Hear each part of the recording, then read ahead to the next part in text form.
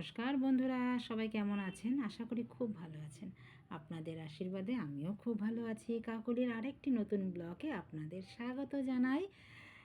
কলকাতায় কিন্তু ঠান্ডা সহজে আর যাচ্ছে না। আজকের ব্লগটি সকাল থেকেই শুরু করলাম। আশা করছি আপনাদের খুব ভালো লাগবে। তো চলুন এখন রান্নাঘরে যাওয়া যাক।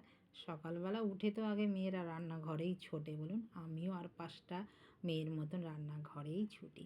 এখানে দেখুন চা বসিয়েছি, দুধও বসিয়ে দিয়েছি। চা আমার হয়ে এসছে, বাসনও আমার মাজা হয়ে গেছে, আর এখানে যে রান্না করব সব গুছিয়ে নিয়েছি।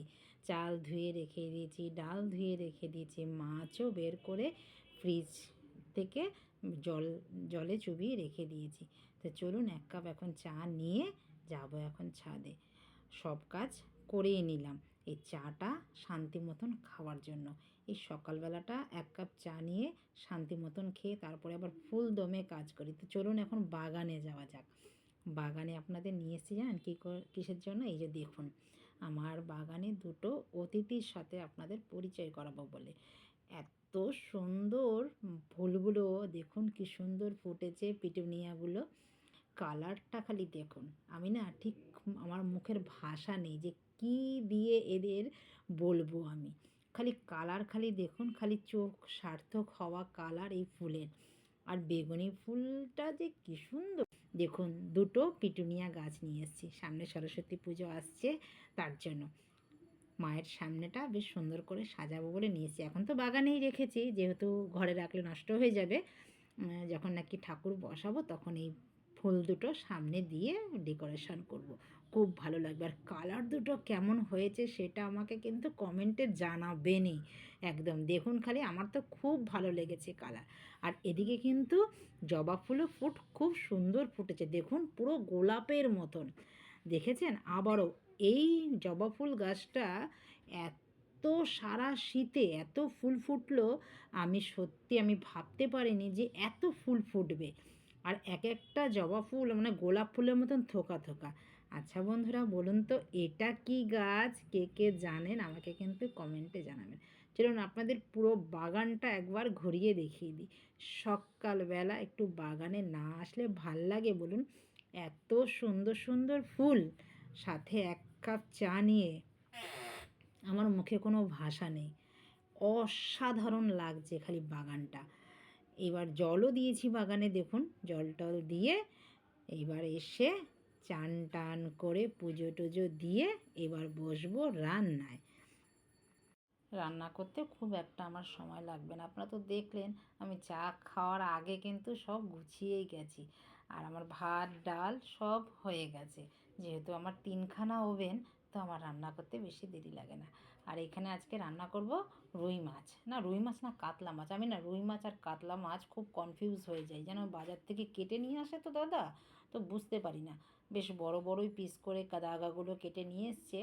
তো আজকে এটা কফি দিয়ে রান্না করব। কফি দিয়ে রান্না করলে বেশ ভালো লাগবে। এই কাতলা মাছ রুই মাছ কফি দিয়ে রান্না করলে শীতকালে খেতে কিন্তু খুব ভালো লাগে। তো মাছগুলো প্রথম আমি নুন হলুদ মেখে রেখে দিয়েছিলাম ঘন্টাখানেক। তারপরে এবার ভালো করে লাল করে ভেজে নিচ্ছি। কড়াইতে তেল দিয়েছি, তেল দেওয়ার পর তেলটা বেশ তাতিয়েছি। তবে কি, মাছটা কড়াইয়ের মধ্যে লেগে যায় না কড়াইটা ভালো করে তাতালে, আর একটুখানি সামান্য নুন দিলে। চলুন, আমার মাছ তো ভাজা হয়ে গেছে। এবার দিলাম ওই তেলের মধ্যেই একটু তেজপাতা একটা চিড়ে, এবার গোটা জিরে দিলাম, দিয়ে এবার একটু আলু দেব আর কফি দেব। দুটোকে একসাথে ভালো করে ভাজবো। আলু কফি দিয়ে রান্না করব। আজকে আর কফিটাকে ভাপালাম না, একদম ছোট্ট কফি দাদা এনেছে বাজার থেকে, দেশি কফি এটা। একদম বেশি, এই একটা গোটা কফি 4 পিস কি 5 পিস হয়েছে। কফিটা খুব ভালো, দেশি কফি তো, ওর জন্য আর ভাপালাম না। নাহলে অন্য যদি ধাপার কফি হতো তবে আমি ভাপিয়ে নিতাম। আর এরকম কফি মাঝে মধ্যে শীতকালে দেখবেন, যদি কফিটা ভালো হয় এরকম তেলে দিয়েও রান্না করলে কিন্তু খারাপ লাগে না, আমাদের তো লাগে না। এবার একটু মানে পরিমাণ মতো নুন দিলাম, নুন দিয়ে একটা টমেটো দিয়ে দিলাম। এই ঝোলটা একটু লাল লাল হবে তার জন্য, যেহেতু আমরা কাঁচা লঙ্কা দিই তো সবুজ সবুজ হয় তরকারিটা, একটু টমেটো দিলে কি লাল লাল হয়, দেখতে ভালো লাগে দেখার জন্য। এখানে টমেটো দিলে একটু টকটকও লাগে, ভালো লাগে, খারাপ লাগে না। দিলাম একটু পরিমাণ মতন হলুদ তরকারি অনুযায়ী। এবার দিলাম একটু কাঁচা লঙ্কা পেস্ট দিয়ে সামান্য একটু দেব জিরের গুঁড়ো, আর কোনো মশলা এর মধ্যে দেব না। দিয়ে এবার একটু সামান্য জল দেবো। গরম জল তো আমি বসিয়েই দিয়েছি, শীত গ্রীষ্ম বর্ষা আমি গরম জল দিয়েই রান্না করি মশলা। এবার দিয়ে দিলাম একটু জল, দিয়ে এবার ভালো করে কষাবো। কষাতে কষাতে যতক্ষণ মশলা থেকে তেল ছেড়ে না আসবে ততক্ষণ কিন্তু আমি ঢেকে ঢেকে অল্প অল্প জল দিয়ে কষাতে থাকবো। এইভাবে কষালে তরকারির টেস্ট খুব ভালো হয়। এইভাবে একদিন আপনারা খেয়ে দেখবেন। রান্না তো সবাই করেন, কিন্তু রান্নার ডিফারেন্ট ডিফারেন্ট মানুষ যেরকম রান্না দেখে আসে সেরকমই রান্না করে। ওই আমার মার কাছে আমি যেরকম দেখে এসেছি, আমি যেমনি সেরকম রান্না করি। প্রত্যেকটি মায়ের হাতের রান্না কিন্তু স্পেশাল থাকে, এটা তো মানবেন কেউ? বলুন। সবার মায়ের হাতের রান্না দেখবেন স্পেশাল থাকে। তো মারা যে কীভাবে রান্না করে জানি না, মার মতন রান্নাও হয়ও না, আমরা যতই চেষ্টা করি মাই হয়। তো চলুন, এবার আমার কিন্তু মশলা কষানো হয়ে গেছে। এবার আমি পরিমাণ মতো দিয়ে দিলাম জল দিলাম, ঝোলটা পরিমাণ মতন হবে। এবার দিয়ে দিলাম মাছগুলো।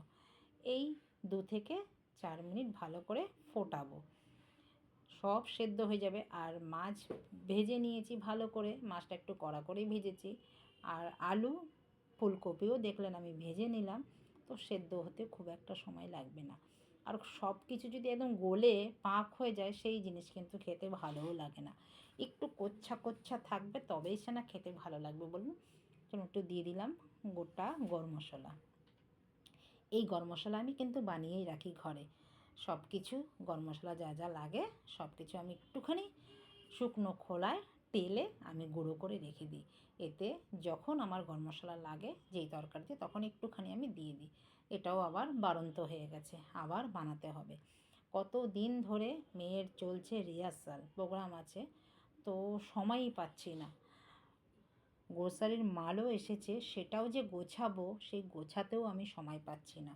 যখন তখন ঘর থেকে বেরোতে হচ্ছে, যখন তখন মেয়েকে নিয়ে যাচ্ছে, আবার তার মধ্যে চলছে আবার পরীক্ষা। মানে মিলেমিশে একটা না নাভির নিঃশ্বাস ফেলা একটা সময় যাচ্ছে আমার এখন, বলতে পারেন বন্ধুরা। দেখুন বন্ধুরা, আমার কিন্তু মাছের ঝোল কিন্তু হয়ে গেল, লাল লাল একটু ঝাল ঝাল মাছের ঝোল, কফি দিয়ে মাছের ঝোল। চলুন ঢেলে নিলাম মাছটা। এবার কিন্তু আমার রেডি হয়ে গেল। এবার চলুন খাওয়া দাওয়া করে মেয়েকে নিয়ে আবার বেরোতে হবে তো। এখন বাজে 11টা। তা চলুন বেরিয়ে পড়েছি মেয়েকে নিয়ে মেয়ের জায়গায়, মেয়েকে পৌঁছে দেব।